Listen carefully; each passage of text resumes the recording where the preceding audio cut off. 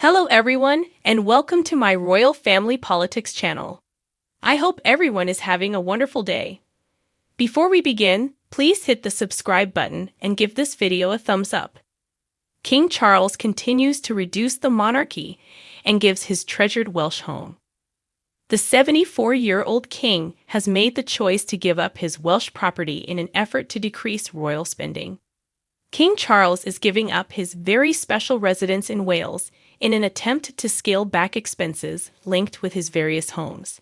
Named Llwynarmod, the property is a historic farmhouse which Charles and Camilla restored after buying it in 2007.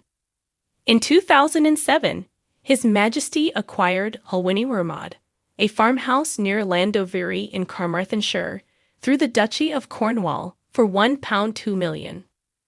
Previously, when he had the title of Prince of Wales, he used it as his base during his regular journeys to Wales. However, because the title has been handed on to his son, Prince William, the king anticipates spending less time in the region. Sources close to the royal family said that the king still has a deep attachment for Wales, but believes it is doubtful he will be able to employ the land in the same manner as before, according to the Telegraph. Following the coronation, the king and his aides have shifted their attention towards the management of the various residences owned or used by the king, including Highgrove, Birkhall, Clarence House, Sandringham, and Balmoral, as well as official residences such as Buckingham Palace and Windsor Castle. One source noted that this is an issue that requires addressing, and discussions are underway regarding the potential of increasing public access to some of the sites to help generate cash. Since the Duchy of Cornwall was given to Prince William, the king has been paying rent on Llwynarmod, which is set on a 192-acre estate. Buckingham Palace revealed that earlier this year, the king notified the duchy of his desire to terminate the lease, which is slated to expire later in the summer.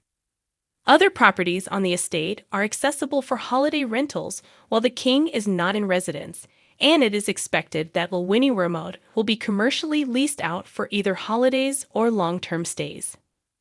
A representative for the Prince of Wales claimed that there are no plans for him to create his own property in Wales, as he prefers to stay in hotels to assist the local economy wherever he happens to be. The tourist houses on the Llwynarmod estate range in price from £550 to £1,200 per week, depending on the season. Therefore, the commercial rate for leasing the king's larger property on a long-term basis would be around £2,000 per month. In 2021, during an interview with BBC Radio 4, the king indicated that he had purchased Llwynarmod about 40 years too late, probably. He stated that he had spent much of his life staying with friends or borrowing other people's homes when in Wales, and Llwynarmod had been a much welcomed acquisition. He said at the time, "I come whenever I can. I've always believed that it's a crucial component of carrying this specific title."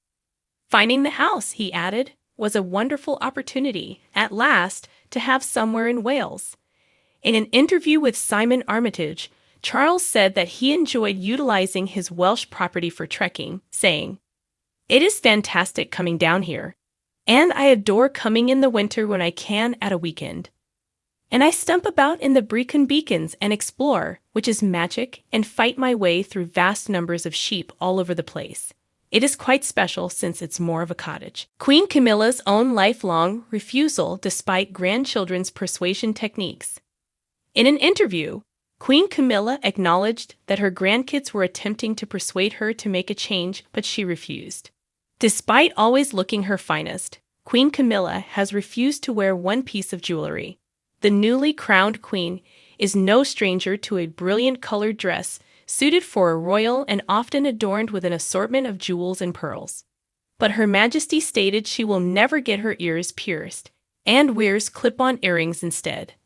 Speaking to British Vogue ahead of her 75th birthday last year, Camilla said that her grandchildren were trying to persuade her to get them done, but she was not relenting.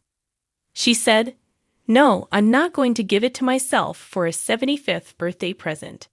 The grandchildren will try to persuade me, but nothing's going to pierce my ears. At the coronation last month, Camilla looked to pay tribute to the late Queen Elizabeth II, as she wore pearl earrings that had belonged to Her Majesty. In the official coronation photos issued ahead of the day, Camilla was seen in the set encrusted with sapphire and ruby gemstones, which she combined with a pearly necklace of her own. It is not clear which grandchildren Camilla was referring to, although it may have been any of her 5 grandkids or 5 step-grandchildren. Camilla has 2 children from her first marriage to Andrew Parker Bowles and is stepmother to both Prince William and Prince Harry. The eldest of the Queen's grandchildren is Lola Parker Bowles, the daughter of Tom Parker Bowles and his wife Sarah. In her interview with British Vogue, the Queen also stated she was a Wordle enthusiast and performs it every day with her granddaughter. Camilla said, "She'll contact me to say, 'I've done it in 3, and I answer, 'Sorry, I've done it in 2 today.' It's really satisfactory when it tells you how clever you are." The Queen is also grandmother to Eliza Lopes, twins Louis and Gus Lopes, and Freddie Parker Bowles from her first marriage. As stepmother, Camilla is also grandmother to Prince George, Princess Charlotte, and Prince Louis, as well as Prince Archie and Princess Lilibet. In a special tribute to her children and grandchildren, the Queen had their names stitched into the bottom of her coronation garment. The outfit, designed by Bruce Oldfield, included the names of her 2 children, Tom and Laura, alongside Gus, Freddie, Louis, Eliza, and Lola. Alongside heir to the throne Prince George, Camilla's grandchildren also played a key role in the ceremony at Westminster Abbey as pages of honor. There was question over whether Gus would be also to carry the dresses after he fractured his arm. But he and his twin brother Louis were both spotted on the day. Camilla's gown also included her 2 favorite dogs, Beth and Bluebell, stitched onto the gown. Queen Camilla visits British Racing School, which holds special link to King Charles. The Queen Consort has indulged her passion for equestrian life with a visit to honor the 40th anniversary of the famed racing school.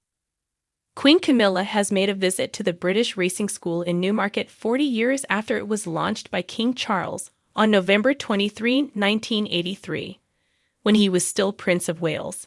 Equestrian activity has long been beloved by the royals, with the famed racing school training hundreds of people over the past 4 decades to work in the horse racing sector, the country's second greatest spectator sport. The school has over 25 specialized racing courses on offer, with its flagship foundation course allowing 16 to 25-year-olds the option to learn as a Level 2 diploma apprentice. The youngsters are prepared for jobs such as working as stable personnel, riding, maintaining, and taking care of the horses and their environment.